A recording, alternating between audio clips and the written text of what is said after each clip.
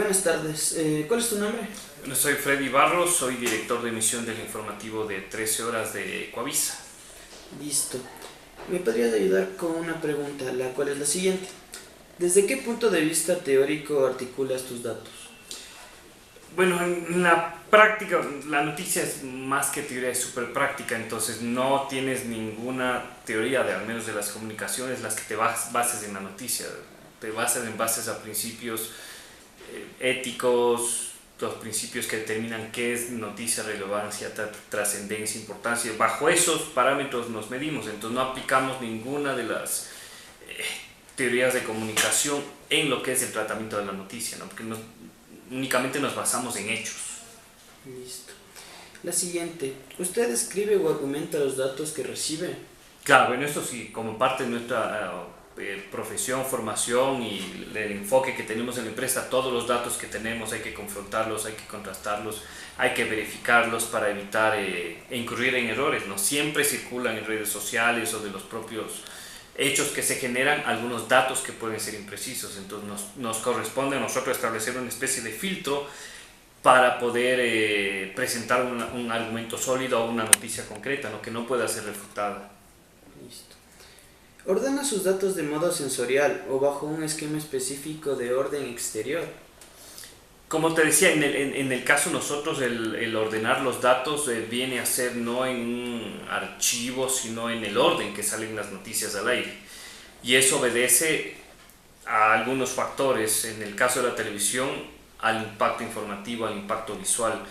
Si mañana tenemos una nota que no es política, por ejemplo, pero que es muy visualmente atractiva, por ejemplo, un invento científico, de pronto una protesta o un accidente de tránsito, le damos prioridad y vamos esos temas dándoles relevancia. Al siguiente día habrá, supongamos hoy, un caso de corrupción, tiene importancia.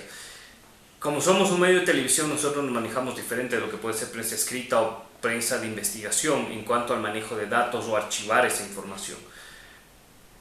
Cada reportero maneja su fuente y él tiene su propia organización independiente de almacenar sus datos, ya sea en la computadora, en el teléfono o con respaldos físicos de documentos o en memoria flash. Entonces ya depende de cada uno. Como medio de comunicación y como televisión, sobre todo, lo que tenemos es un amplio archivo de imágenes, de temas, de declaraciones, de políticos, de hechos noticiosos, y todos nuestros reportajes son archivados. Entonces, por ese lado nosotros tenemos esta fuente de almacenamiento que viene a ser un poco diferente, ¿no? de lo que podría ser prensa escrita o un tema de investigación. Listo. Eleva una hipótesis explicativa desde sus datos. Busca el porqué de los datos. Creo que ese es un ejercicio diario, ¿no? O sea, si es que alguien, en el caso de nosotros, te da un dato, te revela una noticia, ¿no? Dice, oye, te tengo la exclusiva. Entonces siempre vas a analizar por qué recurrió a ti, cuál es el objetivo de que se quiera conocer esa nota, qué intencionalidad hay, cuáles son las consecuencias. Siempre ese tiene que ser un ejercicio permanente para analizar lo que te están dando. O convoca una rueda de prensa, entonces dices, ¿por qué lo hacen? ¿No? Tratas de interpretar y equilibrar, sobre todo si es que el ciudadano o el político A dice una cosa, hay que confrontar con el ciudadano B o con la fuente B lo que está diciendo él, ¿no? Entonces siempre tiene que ser ese un ejercicio de todos los días práctico. Listo. Articula desde su experiencia la noticia. Sí, no, ¿por qué? ¿Y cómo lo hace? Yo creo que la experiencia es una parte. Aquí nosotros no le llamaríamos experiencia, o se viene a llamar olfato periodístico. Entonces tú puedes captar que un hecho noticioso a veces pasa desapercibido, y esa es la noticia. Y eso te da tu experiencia, te da el entorno que tengas, los contactos que tengas, son una suma de elementos. Pero claro, en el tema periodístico creo que mucho pesa, lo que digo es el olfato, y eso sí también surge de la experiencia, ¿no? Del ejercicio de estar día a día en la noticia, leyendo entre líneas, interpretando lo que no dicen los políticos o lo que no dicen los empresarios. Muchas veces ahí está la cuestión, ¿no? Ahora hay un conflicto dentro de Alianza País que te dicen no hay conflicto, pero si tú lees entre líneas los mensajes que se mandan, interpretas que hay otra cosa. Y eso te surge, claro, desde la experiencia, ¿no? Listo. Para realizar una noticia, ¿se explora el lugar de la investigación? Depende. En el caso de noticias nos manejamos por varias variables. Buscamos muchas veces la información, otras nos llaman para darnos la información, convocan a ruedas de prensa y siempre al menos hay un ejercicio a lo menos básico de tratar de profundizar en el tema. No siempre, porque en televisión al menos nuestro peor enemigo es el tiempo. Entonces tienes un noticiero que sale a la 1 de la tarde o a las 7 de la noche y tienes escaso tiempo para tratar de verificar todo. En la medida de lo posible siempre se trata de buscar algún dato adicional o confirmarlo. No tenemos actualmente una unidad dentro del noticiero de investigación que pueda profundizar en los temas, que eso es una cosa completamente diferente. Hay otro programa que se llama 360, que ese es un programa investigativo, entonces ellos sí se toman semanas, días investigando un tema, contactas fuentes, van a los sitios, buscan datos, es un ejercicio diferente de ejercer el periodismo. En la noticia nosotros estamos más en el día a día y eso nos limita un poco en lo que es ahondar más en la investigación y profundizar más el tema referente. ¿Qué instrumentos usa para acceder a los datos de información?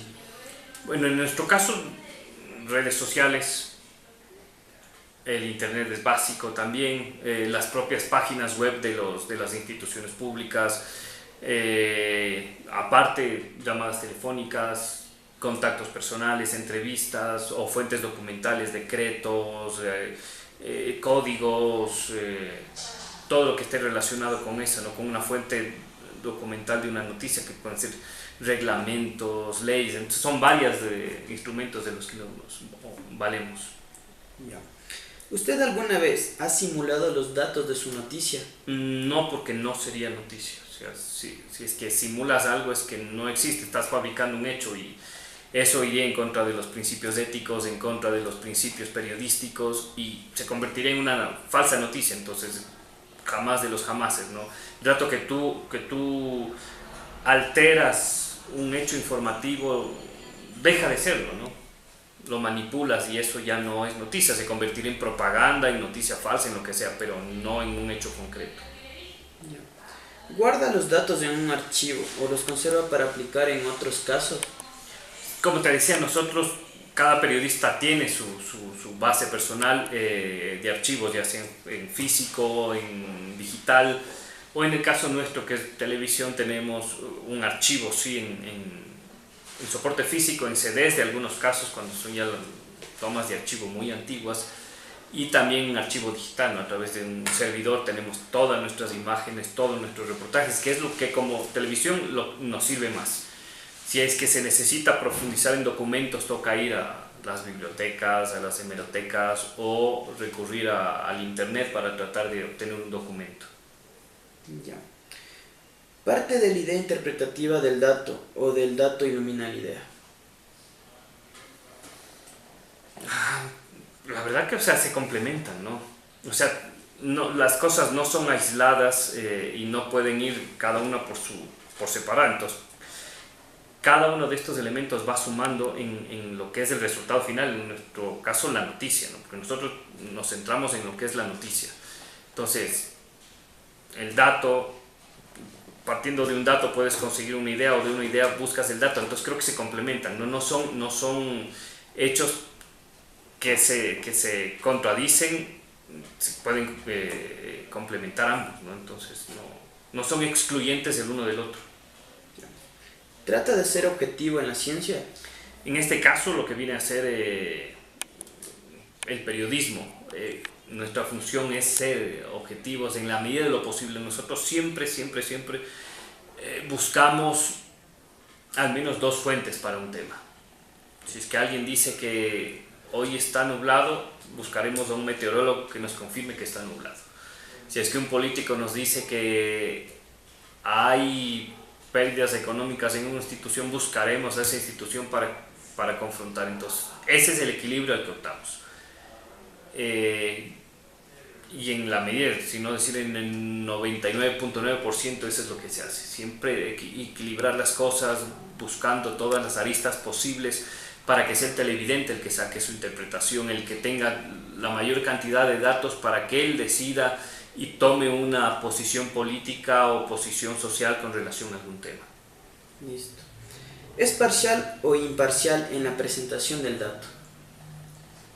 Ese es un tema que genera mucha polémica, al menos en periodismo, porque dicen, no, hay que ser imparciales.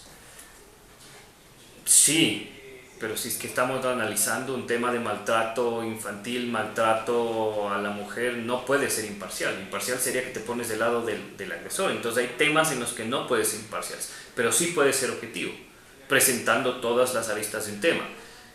Entonces, es muy debatible en el periodismo esto de la imparcialidad que se habla. Yo creo que no hay imparcialidad.